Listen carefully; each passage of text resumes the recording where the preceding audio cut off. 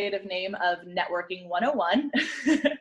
I will say right away, I have a very kind of wide view of the word networking. For me, when I started my business in real estate, I was given the idea that, you have to get on the phone, you're cold calling people, you're doing open houses, even they would tell us to knock on people's doors to try and get clients. And it just felt really crappy to me. It really felt just, really didn't go with my values. It made me feel really uncomfortable. And I was also very unmotivated to do it because it just didn't feel right to knock on someone's door when they're not asking you to sell their house.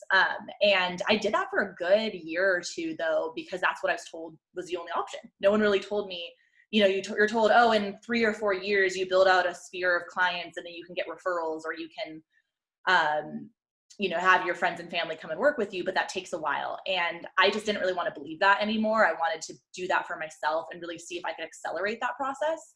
So that's where I started with Meetup. I, at first, was going on, different people's meetups groups. And it wasn't, it was this kind of stuffier networking groups, as I was saying, where you go on and it's people in suits and ties, you're wearing a nice dress, and you're talking to people usually in your same field as well, which, real estate really doesn't help much. I know in certain when I'm doing coaching, it helps to talk with other coaches and network with them.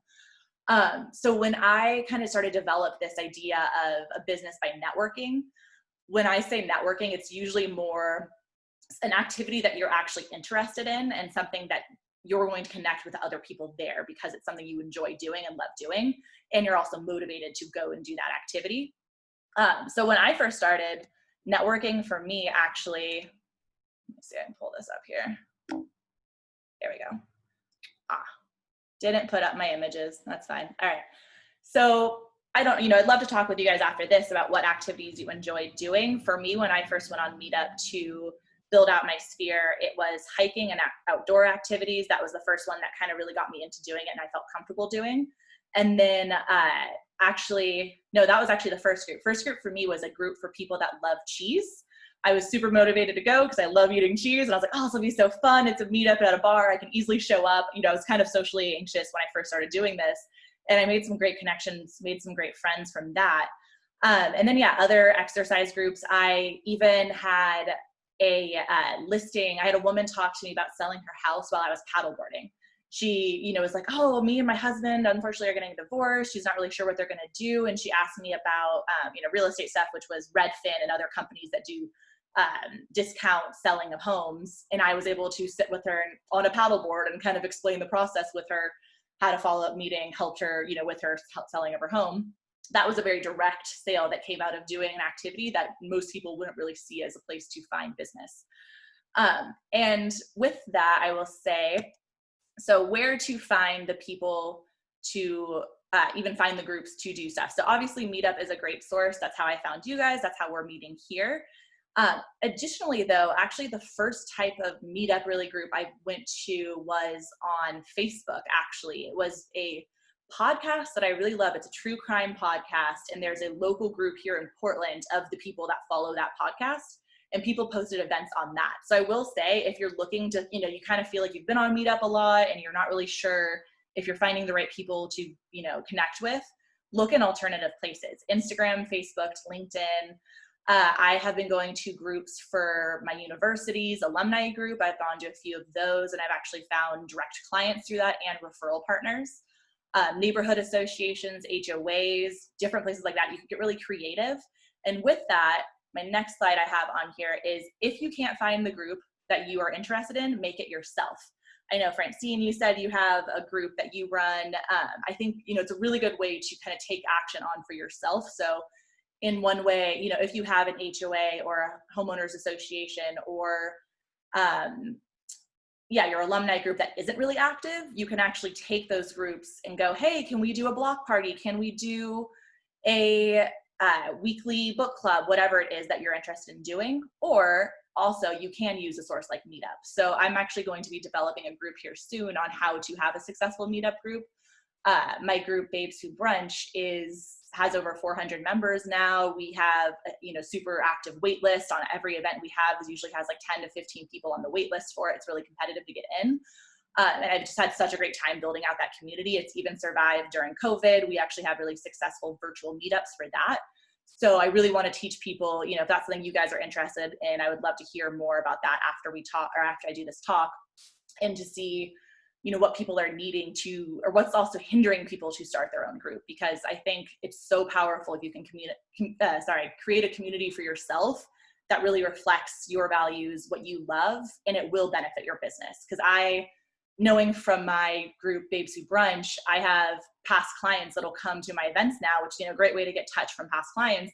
And then they'll be singing my praises. Like I'll just be talking, to one person about whatever in the world, guys or whatever. And someone will be sitting on the other side of the table going like, oh my God, Lily helped me sell our house. Lily helped me buy a house. It was freaking amazing. It was such a great process. Everything was so easy. And it was a great way to then just have, without me having to sell in a networking setting, someone else was there singing my praises and saying how great my services were. And I was just immediately was like, okay, this is super powerful. I want to share this with other people and help other people figure out not only how to help their business, but find the people that they connect with and are really excited to work with, or to learn from, or to have support them in their business in other ways. So yeah, I'd love to talk with you about that more. And then when it comes to being at networking events, or any type of event you're going to go to, I really say, especially obviously if it isn't a quote unquote networking event, really try not to sell whatever it is whatever your services are. A lot of times I've gone to events where someone is very much clearly there, especially, being a real estate agent or a very competitive field. It's easy to go to something like that and be like, oh, I'm a realtor. Do you know anybody that wants to buy or sell a house? Or, in my coaching practice, I could be like, oh, you're a business owner. Do you want to buy my product? I have this new coaching program. Super, we all want to do that because it's kind of one of the main reasons we're there. But it really throws people off. It's not a good way to build that connection. And that's what I'll say is really just focus on getting to know people. You might have a great conversation with somebody and maybe, they don't need to buy your product, but they could be an amazing mentor. They could be somebody that inspires you in some way to create the next product that you never thought of, or take you in a direction that you never thought of. I know for, Lou and Julia, you both said that you're not really sure what you want to do next. I think networking, even if, you don't have a business set up, networking can actually be an amazing way to see what is out there and available for you. I think I mentioned this in our last talk, that if, you're not sure what direction you're going to go in, you don't even have to go to a networking event that's on Green Building or on the thing that you're specifically looking at. Taylor, who's a part of our group, unfortunately, she couldn't come today. I met her at a brunch, and she's totally changed my career trajectory because I, was already interested in business coaching, thought it would be something that'd be this huge, long process. And she was like, oh no, do some research. Here are the books to read, and you should just start and, share your message, share what you want to teach. And we've had this amazing friendship that we built over the last few months. And that was just because I went to a nice brunch at a really lovely restaurant and got to eat scrambled eggs. And now I have all this help in my business. And so she's not someone who's buying a house anytime soon, but she's somebody that's helped me build out and mentored me throughout my business relationships. So I want to, especially say that to you guys, that if, even if you're not having your business really set up yet, networking, getting out and meeting people is a huge way to kind of transform and help you build out what you want to do. And then, when you're at those events, as I kind of said before, only talk about your business when you think it's relevant.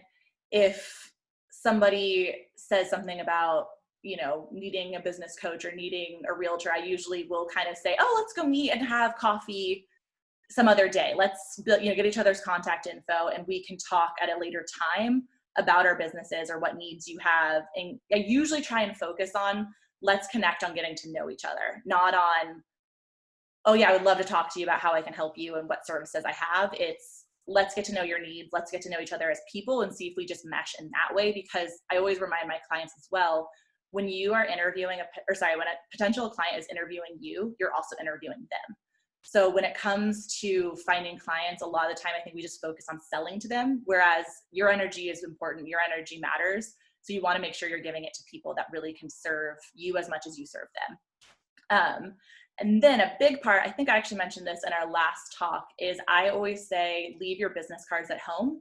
I had a real estate mentor coach in the beginning that always said, oh, don't use business cards, because when you hand someone your business card, what are they going to do with it? Are they actually going to go home and call you? Usually not. It goes into that drawer where all the other business cards are. He had this whole method of saying like, oh, I don't have one, but let me give you my phone number. And I did that for a while, but that still felt weird. It still just feels like you're dropping your info off with somebody and letting them make the decisions. And it's just not authentic, and it doesn't really teach them anything more about you. So what I usually suggest is making what I call a digital business card, which really most business owners already have, is a business Instagram, a business Facebook account, some social media account with your contact information that gives some idea of what your business is, what your brand is as a person. And most importantly, it has your contact information on there. What also I love about this is when someone adds you on a social media account, you also then have their information. So this was really critical to me about building those relationships afterwards, after going to a networking event or any type of event, is once I make that connection with somebody, I have the ability to then contact them and say, you know, it's actually usually never even about buying a house or coaching. It's usually I'm commenting on their story that they posted or their photo and saying, oh my God, this is so cool, and writing a really genuine comment. One, reminding them that I'm there, reminding them of who I am, my personality, my communication style. And then just, reminding them, hey, I'm here if you want to talk with me about coaching, if you want to talk with me about real estate, this is who I am. And a big part of that as well is once they follow you is now they can see daily what you're posting and what you're about. So for my real estate profile, I have, so now I have 4 different Instagrams. I have my real estate Instagram, I have one for coaching, and I have a personal and a one for my other meetup group. And for my residential real estate one, it is a good amount about me and my business, because people usually choose a realtor based on their knowledge, their value, and who they are as a person, how they connect with them.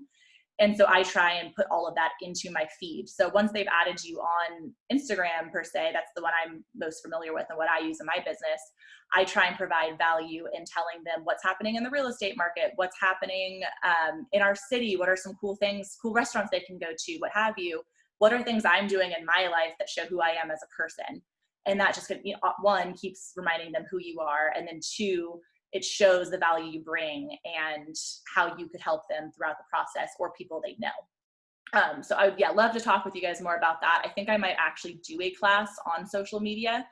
I'm thinking because with networking and stuff, I kind of particularly use it in a different way than most people would, in that I try and do a ton of engagement and outreach to people in a different way just to keep the conversation going and keep that relationship built. And it'd be pretty interesting to see how I could support other people with that as well. And then let's see. So as I said, with building relationships after events, I think a lot of the time when people go to networking events, they're so focused on that moment that they're there. They want to build those connections with people. They want to create that relationship right away, see who there has the need for their business, the need for their services, and they're not as focused on building out that relationship that might take, it might take 2 years to actually get a sale from somebody or get a referral build up the trust enough for someone to give them a referral.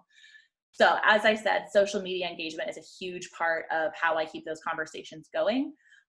You can do, my preferred method is Instagram, as I mentioned, and then I like to, while I'm on Instagram, comment, like, direct message, build out those relationships. And then also a trick I've learned, if you are bigger on Facebook, is Facebook lists. I don't know if anybody has heard of this. You can raise your hand if you have. They're pretty great. It's on the side panel. I believe it's still there. They just had an update recently, but you can build out a list. So you go on, press lists, and you create a file of people that you want to keep in contact with, people that might use your business in the future or might send you referrals.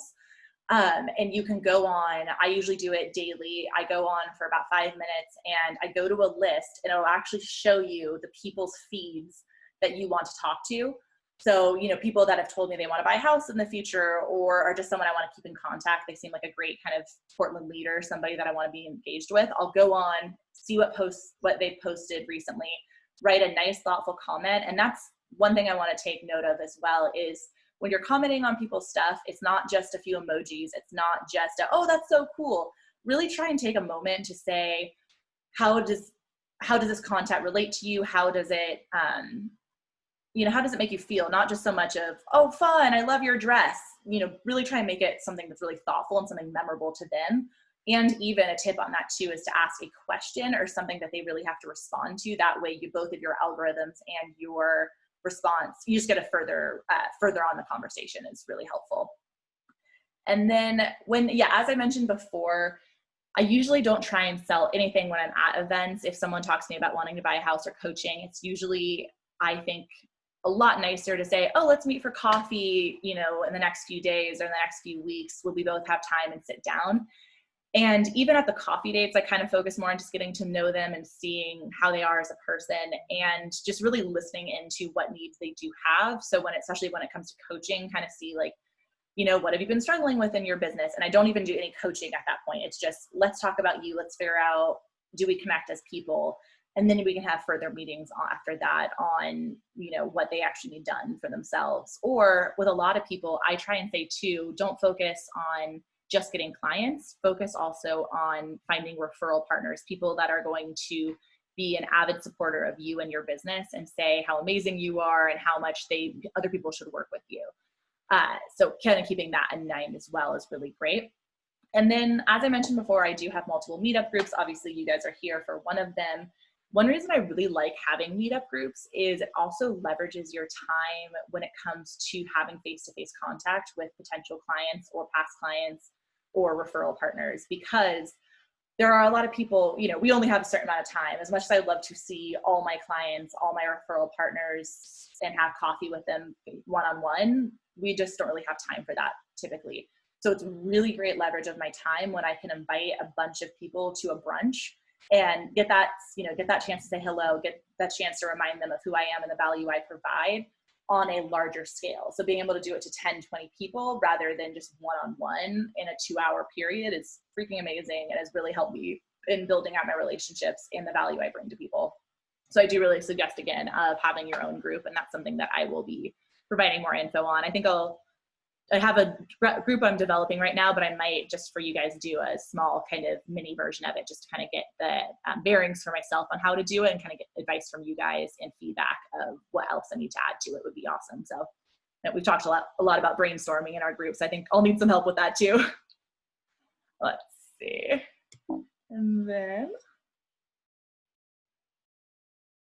And then I, at this point, want to just say if, I'm going to open it up here for us all to kind of more talk about this and just see what questions you guys have and how I can help support you more. And then if you guys want, I do have my Instagram account, which is just my full name, Lily Ray Weiss, where I post my coaching content. So that's all the networking stuff that I've talked about in here. I do kind of a deeper dive, just free videos and posts on what I talk about networking, what I talk about with business coaching in general and mindset work.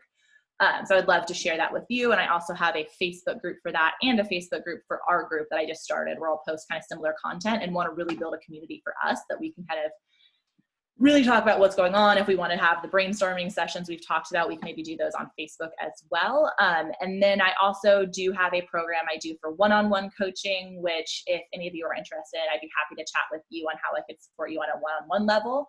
And then I also do hourly consulting. So if there's something that you're thinking of where I just need help with Instagram, I just need help with a group I'm already running, and how do I build up momentum with it? How do I get people to come and talk with me and build out those relationships? I can help you on an hourly basis if that's what works best for your budget and time.